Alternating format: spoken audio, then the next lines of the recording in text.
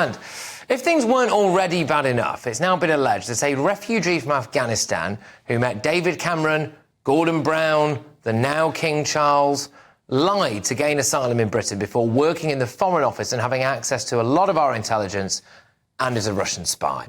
The man, who is accused of being groomed by Russia from the age of 5, also worked for GCHQ and MI6, a court heard this week. This is a bingo card of disaster, isn't it? He was stripped of his British citizenship in 2019 after MI5 believed that he was an agent for the Russian military intelligence agency, accused of orchestrating, by the way, that nerve agent attack in Salisbury a year earlier. The alleged spy denies being a Russian spook and is fighting a legal battle to reverse the UK government's decision to strip him of his citizenship. But crucially, he admitted in court that he did lie on his asylum application because he made up a story about fleeing war and admitted the fact that he had already lived in Russia for 6 years. Nigel Farage joins me now. Nigel, this is just an absolute farce, isn't it? It is, although to give some balance, Patrick, we have had Russian spies deep at the heart of our security services in the past. They were the ones, of course, who all went to Cambridge for some reason. So we have seen these things before. Don't think that woke Cambridge is a modern phenomenon. But this is just one case of so many now that we're seeing in the asylum system. And perhaps the most extraordinary, even more extraordinary than this, is the chemical attacker from Clapham.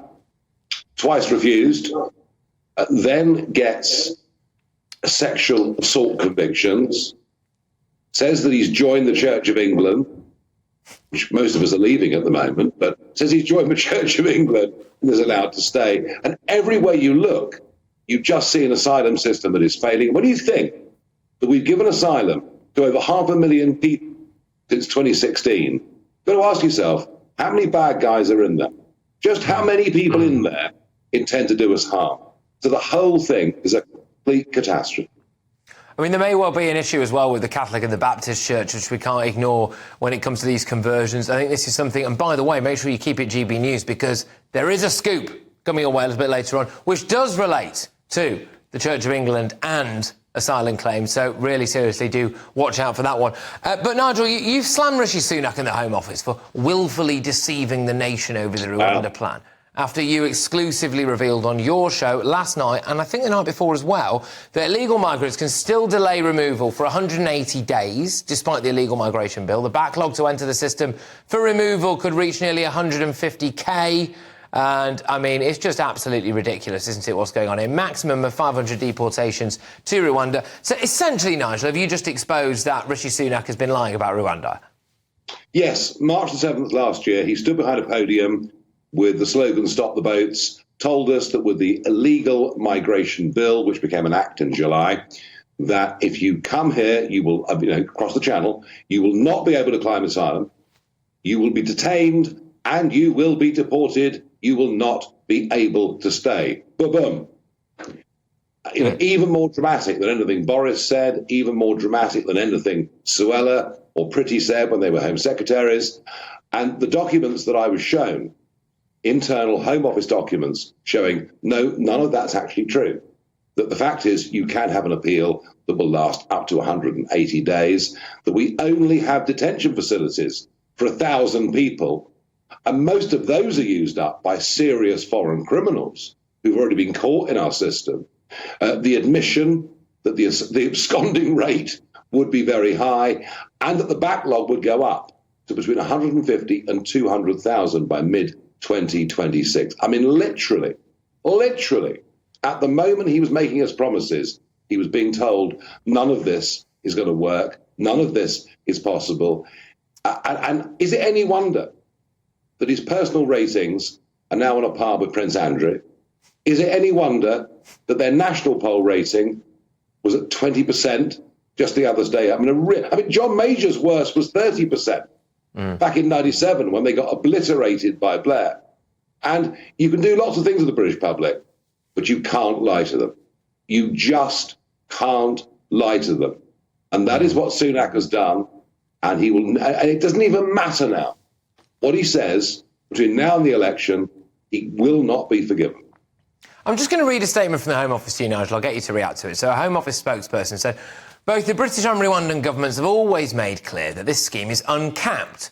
With the will and ability to build capacity over time in Rwanda, we do not comment on unverified, leaked documents. So that's their response, Nigel. What's yours?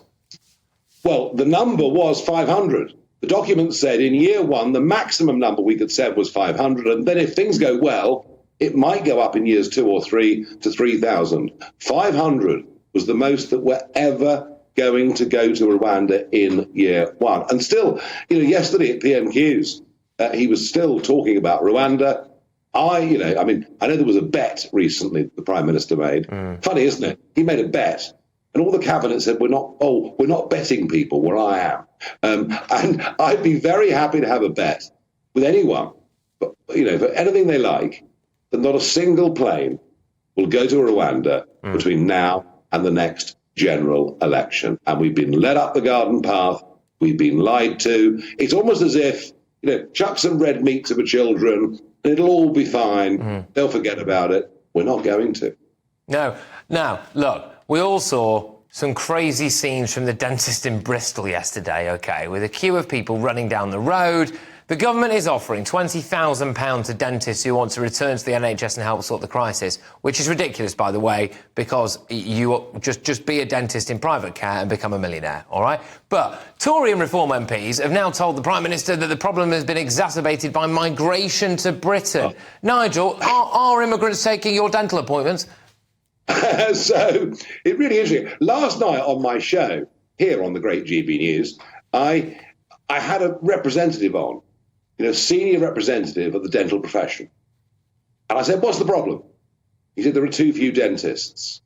I said, do you think a rise of 10 million in the population since Blair came to power might be a factor? Oh, no, nothing to do with it. There just aren't enough dentists. And it's amazing. Everywhere you go, anybody in a position of authority is in total denial about what an unplanned population explosion has done, and whether it's dentistry, whether it's healthcare, whether it's primary school places in certain parts of the country, whether it's availability, accessibility of housing.